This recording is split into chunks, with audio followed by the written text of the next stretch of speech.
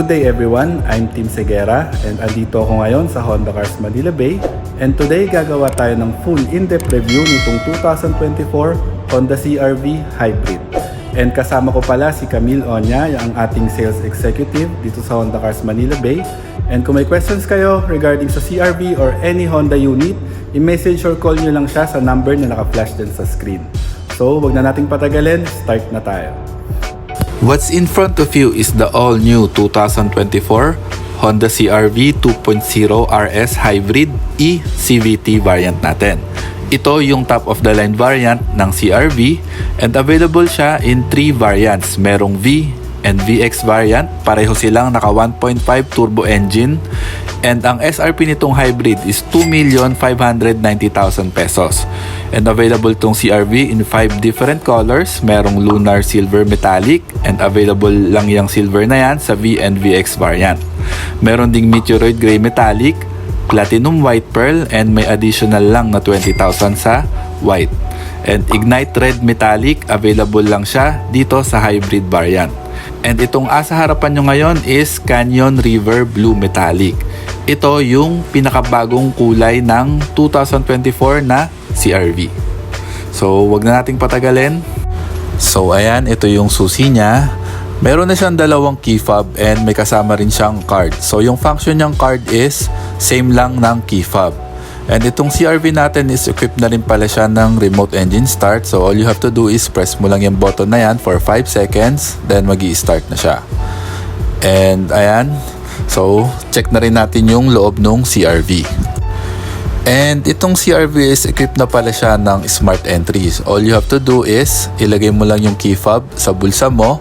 Then hawakan mo lang yung likod ng door handle. Mag-a-unlock na siya. So try natin. Ayan, nag-unlock na siya. Then, ayan, pasok tayo sa loob. Ito yung interior ng CR-V.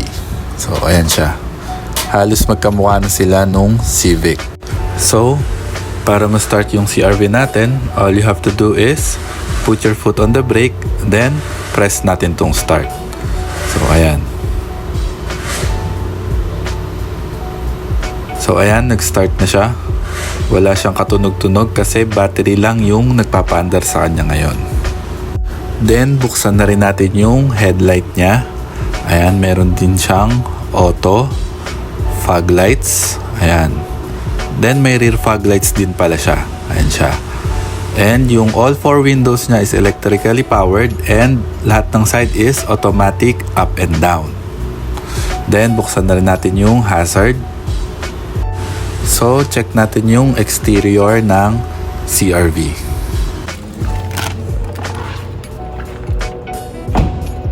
So, ito pala yung engine ng CR-V natin. It is a 2.0 inline-4, 16-valve double overhead cam Atkinson engine VTEC. And it produces 146 horsepower at 6,100 RPM and 183 Nm of torque at 4,500 RPM. Dual motor din siya and yung battery niya is lithium-ion battery. Dito naman tayo sa exterior niya. So up front, ito yung full LED headlight natin, auto leveling yan, and may active cornering lights. Ito naman yung daytime running light niya and sequential na side turn signal. Then dito sa baba is naka-LED fog lights, RS badge natin, and piano black na honeycomb front grille. Then yung Honda logo natin is blue kasi nga hybrid siya. Then ito yung front nung CR-V natin. So ayan, mas maganda siya sa personal kesa sa video. So ayan, then dito naman tayo sa side niya. So dito sa side niya is yung 18-inch na piano black aluminum alloy wheels. And naka ventilated disc na rin siya with ABS. And yung tire size niya is 235 by 60 R18. And yung ground clearance niya is 198mm. Then yung door mirror integrated na side turn signal natin. Then ito yung lane watch camera natin and 360 camera. So ayan siya. Then yung auto rain sensing wipers natin. So, ayan siya. Then ito yung side nung CR-V natin. And again, yung ground clearance pala nito is 198mm. So yung dalawang lower variant is mas mataas sila, 208mm. Then dito naman tayo sa likod is naka-solid disc yung brake niya sa likod. So ayan siya. Then dito naman tayo sa likod niya. So ito yung full LED taillight niya. Then LED rin yung turn signals niya. Then RS badge and HEV badge niya dyan sa likod. Then naka black na spoiler tayo. Then meron ding shark fin type na antenna. So ayan siya. So ito yung likod nung CR-V. Ayan. So meron nga pala siyang hands-free assist. All you have to do is sipain mo lang dito banda sa gitna. Then ayan, nag-open na siya. So kahit may bit-bit ka na madaming gamit, hindi mo na siya kailangang pindutin. Then dito sa likod, yung cargo capacity ng CR-V is 581 liters of space. Then meron tayong light dito. And unfortunately, dito sa baba is wala tayong spare tire. Pero meron tayong tire inflator and tire sealant na magagamit mo kapag halimbawa na-flatan ka sa kalsada. So ayan siya.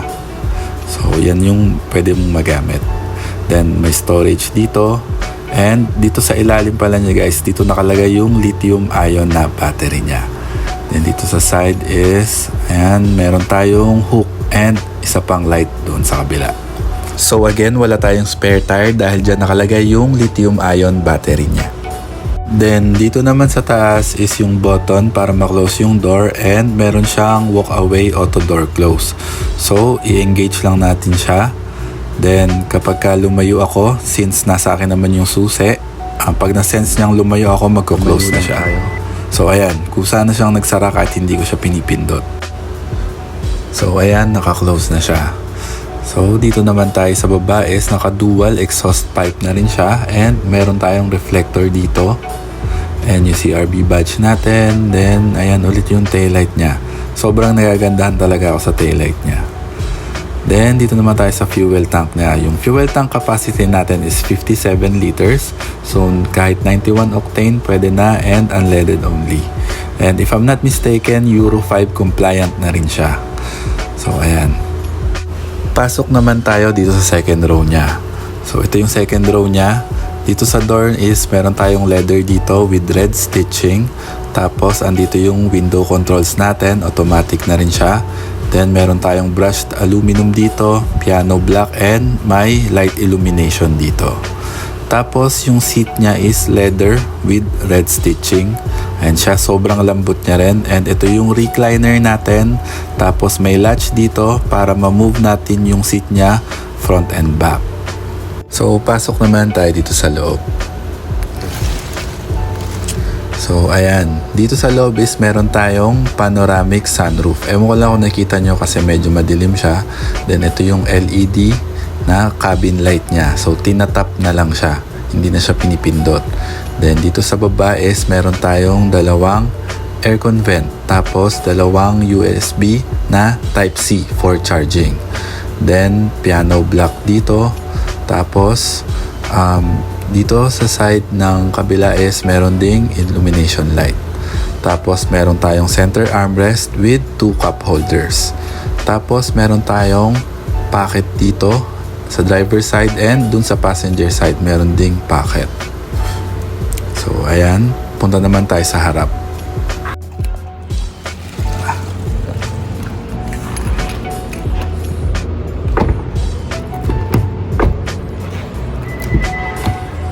So dito sa driver side na door is meron pa rin tayong piano black dito, then brushed aluminum and yung illumination light.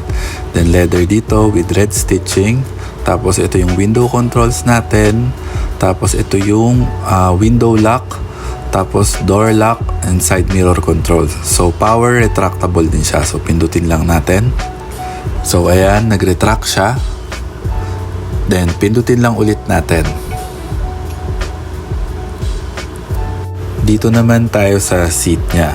So, ito yung seat niya. Meron siyang 8-way power memory seat. So, ito yung height adjuster natin. Tapos, ito yung recliner. So, ayan. Then, ito yung 4-way na lumbar support. So, pag pinipindot mo siya, ito yung nag-a-adjust sa kanya. So ayan yung lumbar support.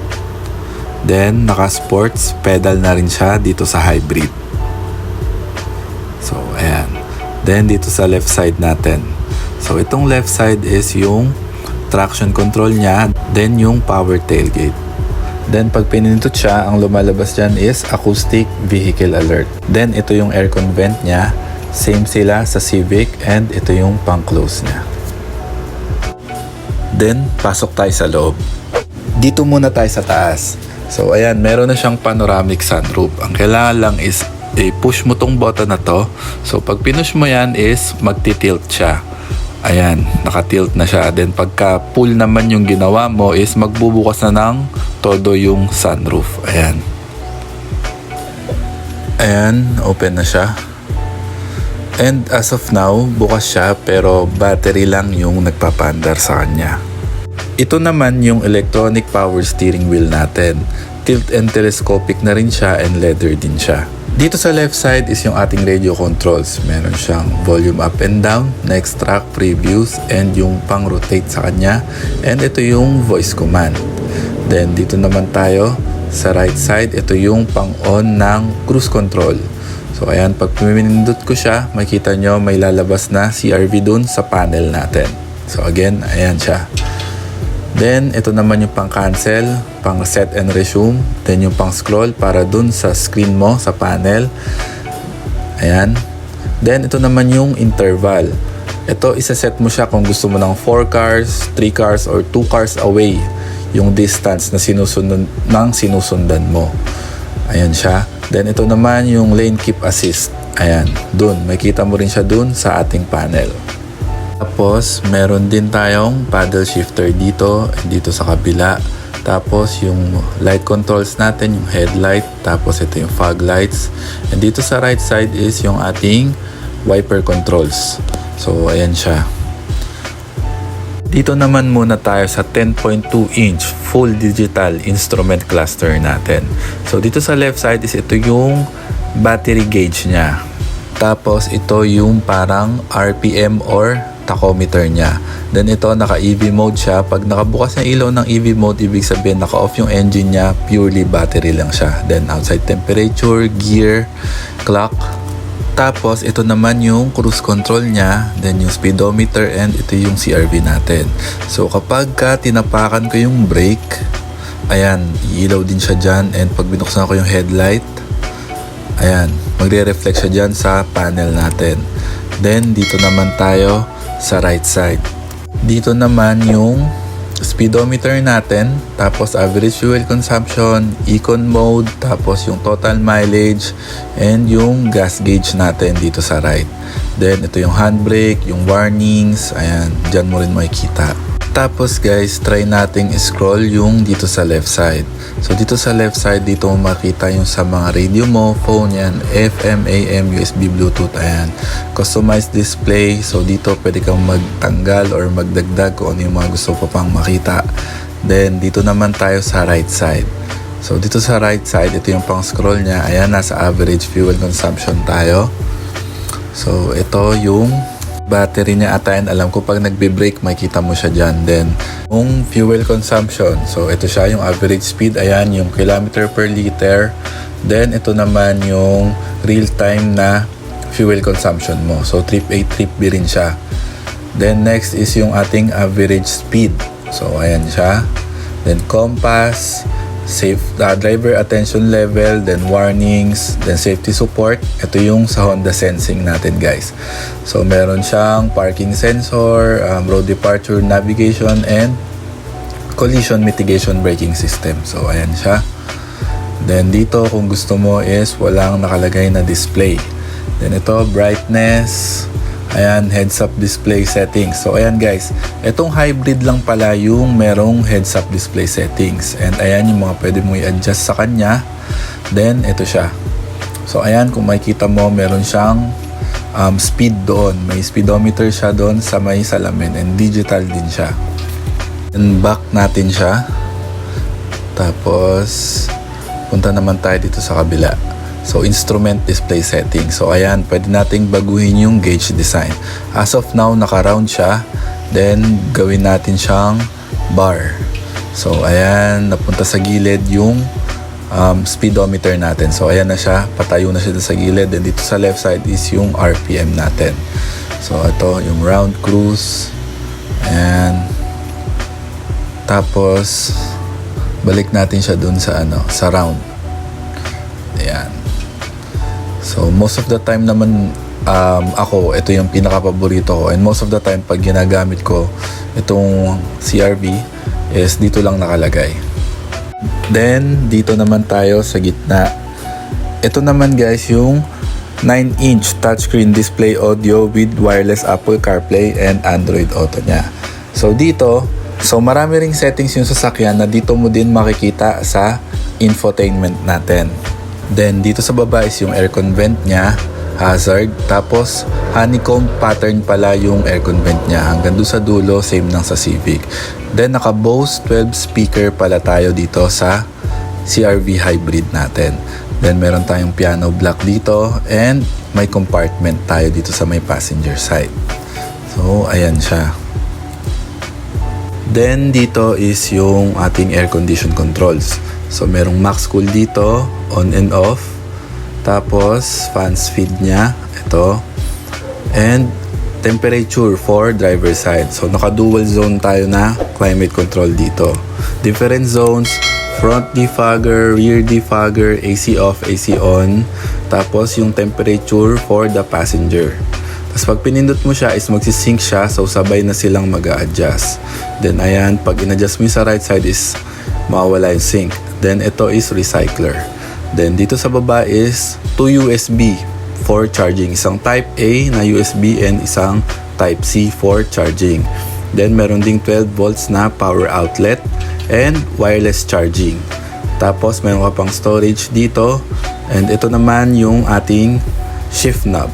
And leather na rin pala yung shift knob natin. So, lagay natin siya sa reverse para mag-activate yung reverse camera niya. And meron na siyang 360. So, ito naman is yung wide angle. So, balik natin siya sa normal. Then, ito is, kung gusto mo yung reverse camera lang. Tapos, ito is brightness. So, ayan, try natin. Ayan siya. Then, lagay naman natin siya sa neutral, drive, and B. Itong B is, if I'm not mistaken, parang battery brake siya. Parang engine brake siya. And pwede mo rin gamitin yung paddle shifters mo. So, ayan siya.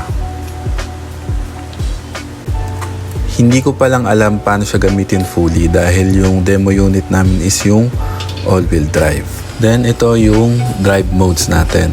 As of now, naka-econ tayo. Lipat natin siya sa normal. Ayan. Then, sport. So, ayan siya. So, balik natin siya sa econ. Then, meron din tayong hill descent control. So, ayan siya. Tapos, yung electronic parking brake natin. Ayan. And, of course, yung auto brake hold. Tapos, meron tayong dalawang cup holder and storage dito. Center armrest natin is leather. And, meron pa tayong storage sa ilalim. So, ayan. Medyo madilim lang. Tapos, ayan. Pwede mo siyang lipat dyan. And, malalim yung storage natin dito sa gitna. So, ayan. Then, dito naman tayo ulit sa 9-inch na infotainment display niya. So, ito, merong navigation. So, ayan. Exit. Tapos, ayan. Andito tayo ngayon sa Honda. So, makikita mo, very precise din yung location niya.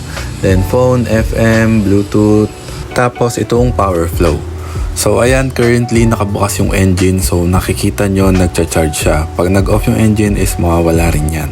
So, ayan, nawala siya. So, meaning, nag-off yung engine, bali, battery na lang ulit yung nagpapatakbo dito sa CRV. Ayan, so, dito mo lang siya makikita sa may power flow. Ayan. So, i-home natin. So, next is, ayan. Ayan yung iba pang option na pwede mong gawin. Then, dito tayo sa vehicle settings. Ayan. Sobrang dami niyang options. Dito mo rin makita yung Honda Sensing. Pero, hindi natin iisa-isahin pa. Kasi haba lang masyado yung video. Then, ayan. Tapos, ito ulit yung interior nung CR-V natin. So, ayan siya. I hope nakatulong sa inyo itong video na to. And kung nagustuhan nyo ang aking video, please do like, share, and subscribe para updated kayo sa mga future uploads ko about sa Honda. And again, for more inquiries, test drive, unit viewing, and kung may questions kayo about Honda unit, i-message or call nyo lang si Camille sa number na naka-flash din sa screen. So yun lang po, stay safe and goodbye.